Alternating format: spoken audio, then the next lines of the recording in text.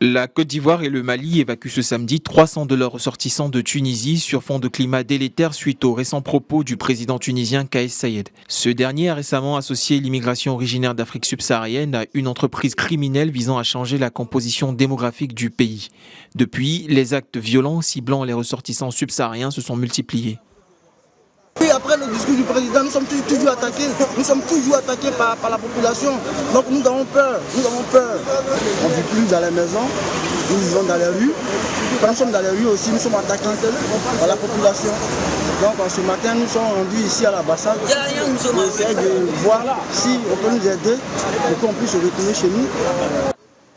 D'après l'ambassade de Côte d'Ivoire à Tunis, plus de 1000 ressortissants ivoiriens ont demandé à être rapatriés. Parmi eux, des citoyens en situation régulière qui n'ont pas été épargnés par les violences.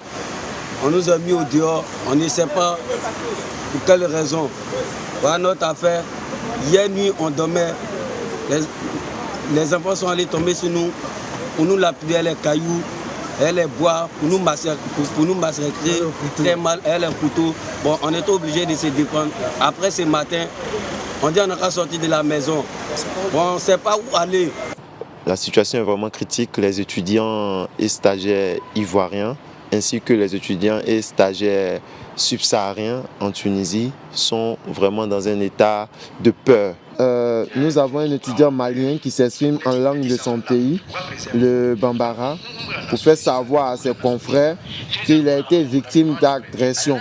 Et cela existe vraiment au sein de la population tunisienne. Et voici, il montre ça dans une vidéo. Suite au discours du président Kais Saied, de nombreux ressortissants subsahariens en situation illicite se sont retrouvés sans abri et privés de moyens de subsistance du jour au lendemain. C'est au niveau des ambassades de leur pays que certains ont dû trouver refuge. La situation reste problématique pour les ressortissants de pays ne disposant pas de représentation diplomatique en Tunisie.